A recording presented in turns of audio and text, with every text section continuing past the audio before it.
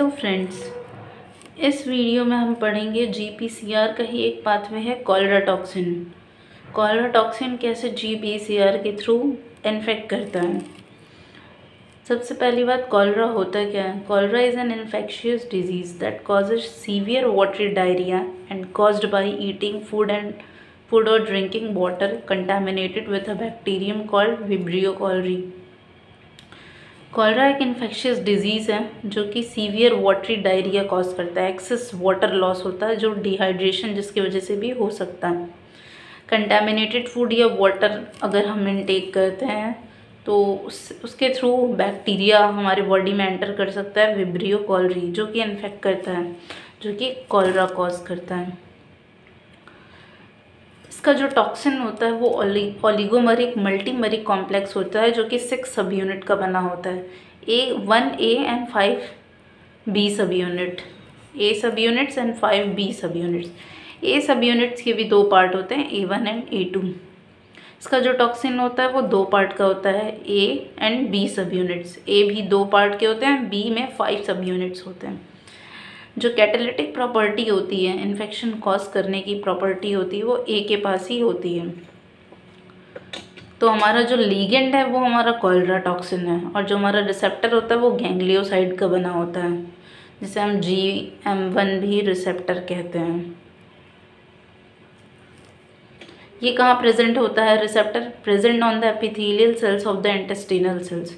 जो इंटेस्टाइन की epithelial cells होती हैं वहाँ ये रिसेप्टर प्रेजेंट होता है। इसका टॉक्सिन देखिए, ए की 1 सब यूनिट है एंड बी की 5 सब यूनिट है। 1 2 3 4 5 आप देख सकते हैं। इसे हम AB5 भी लिखते हैं। ये कॉलरा टॉक्सिन का मॉलिक्यूल है। अब इसका पाथवे देखते हैं। ये हमारी एंट्रोसाइट एपिथेलियल सेल है, मतलब एपिथेलियल सेल्स है इंटेस्टाइन की। इस पे हमारा GPCR रिसेप्टर प्रेजेंट है, और यहाँ हमारा GM1 रिसेप्टर है जिस पे टॉक्सिन आके बाइंड करता है। यहाँ GPCR रिसेप्टर है, इसकी सिग्नलिंग चलती है, जैसे कि G प्रोटीन है वो एक्टिवेट हुआ तो G अल्फ़ा जो है AC को एक्टिवेट करेगा, वो ATP से CMP बनाता है। ये हमने पढ़ा है CMP पाथवे में यहाँ तक। टॉक्सिन क्या करता है, वो GM1 रिसेप्टर से बाइंड करता है और उसका एंडोसाइटोसिस होता है। जब वो अंदर आ जाता है वो जाके बाइंड करता है ER के मेम्ब्रेन से। वहाँ जो सिर्फ कैटालिटिक सब यूनिट है वो पास्ड आउट होती है ER के थ्रू, वो पहुँच जाता है G अल्फ़ा के पास। G अल्फ़ा के पास वो जो A1 सब यूनिट है वो जाके ADP राइबोसाइलेशन करता है। ADP राइबोसाइलेशन क्या होता है? जिस स्टेट में GS अल्फ़ा है उसको उसी स्टेट में लॉक कर देगा। मीन्स G अल्फ़ा AC से एडेनाइलिन साइक्लेज को एक्टिवेट करके ATP से CMP बना रहा है, तो ADP राइबोसाइलेशन करने के बाद वो कॉन्टीन्यूसली ATP से CMP बनाता रहेगा। इसका इनएक्टिवेशन नहीं होगा इस पाथवे का। इसकी वजह से क्या होगा, जब कॉन्टीन्यूसली CMP बनेगा तो वो हमारे PKA को एक्टिवेट करेगा, प्रोटीन काइनेज A को, जो कि ये काइनेज है। तो काइनेज का काम क्या होता है? फॉस्फेट ऐड करना। वो हमारा जो CFTR है उस पर फॉस्फेट ऐड करेगा। CFTR क्या होता है? Cystic fibrosis trans conductance regulator channel.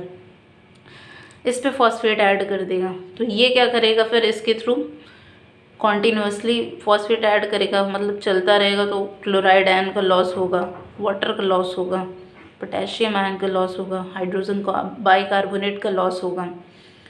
तो कॉन्टीन्यूसली जब हमारे आयंस का लॉस होगा, एक्सेस वाटर का लॉस होगा, तो ये डिहाइड्रेशन कॉज करेगा और डायरिया कॉज करेगा।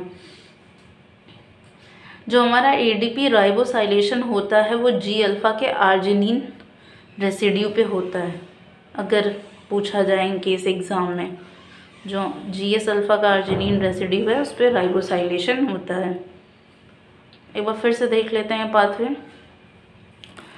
टॉक्सिन आके GM1 रिसेप्टर पे बाइंड किया, उसका एंडोसाइटोसिस हुआ, वो ER से बाइंड किया, उसका जो कैटालिटिक सब यूनिट है वो फ्री हो गया, और वो जाके GS अल्फ़ा को राइबोसाइलेट करता है। ADP राइबोसाइलेशन होता है, मीन्स लॉक कर देगा उस कंडीशन में। वो कॉन्टीन्यूसली AC के थ्रू, एडेनाइलिन साइक्लेज के थ्रू ATP से CMP बनाता रहेगा। CMP हमारा PK प्रोटीन काइनेज A को एक्टिवेट करेगा, वो फॉस्फेट ऐड करेगा CFTR पे। CFTR की वजह से हमारा जो कॉन्टीन्यूसली आयंस का वाटर का लॉस होगा, जिसकी वजह से डायरिया कॉज होगी। अब एक और इम्पॉर्टेंट चीज़ है, जो हमारा रिसेप्टर है वो गैंग्लियोसाइड का बना हुआ है। गैंग्लियोसाइड कॉन्टीन्यूसली सिंथेसाइज और डिग्रेड होते रहते हैं सेल में, लेकिन अगर वो एंजाइम जो इनको डिग्रेड कर रहे हैं वो अगर म्यूटेट हो जाए तो mutation in genes leads to accumulation of partially broken down gangliosides in lysosome. अगर वो एंजाइम ही मतलब लाइसोजाइम्स के जो एंजाइम है वो इसको डिग्रेड करते हैं, लेकिन अगर वही म्यूटेट हो जाए तो ये पार्शली ब्रोकन डाउन होंगे और ये एक्यूमुलेट होने लगेंगे, जिसे हम गैंग्लियोसाइडोसिस कहते हैं। इसकी एक डिज़ीज़ का नाम है टे सेक्स डिज़ीज़, जिसमें जो हेक्सोसैमिनिडेज ए एंजाइम होता है वो म्यूटेट हो जाता है, मतलब ये फंक्शनल नहीं होता है और ये गैंग्लियोसाइड को पार्शली ब्रेक करता है, जिसकी वजह से फुल्ली ब्रेक नहीं कर पाता और वो एक्यूमुलेट होने लगता है और फिर वो टे सेक्स डिज़ीज़ कॉज करता है, जिसमें कि मेंटल रिटार्डेशन, स्वेलिंग्स हो जाएगी न्यूरॉन्स में, ये सारी चीज़ें हैं। तो अगर आपको वीडियो अच्छा लगा हो तो प्लीज़ लाइक करिए, शेयर करिए और सब्सक्राइब करिए। Thank you so much.